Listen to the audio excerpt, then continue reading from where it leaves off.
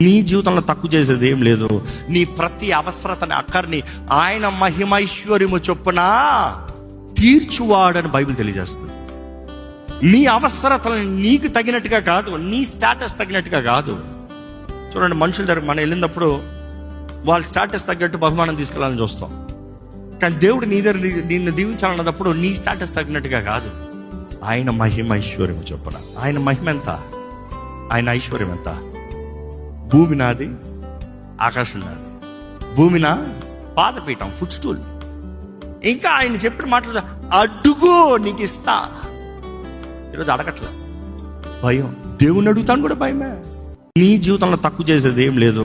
నీ ప్రతి అవసరతని అక్కర్ని ఆయన మహిమైశ్వర్యము చొప్పున తీర్చువాడని బైబిల్ తెలియజేస్తుంది. నీ అవసరతలను నీకు తగినట్టుగా కాదు, నీ స్టేటస్ తగినట్టుగా కాదు. చూడండి, మనుషుల దగ్గర మనం వెళ్ళినప్పుడు వాళ్ళ స్టేటస్ తగ్గట్టు బహుమానం తీసుకెళ్ళాలని చూస్తాం.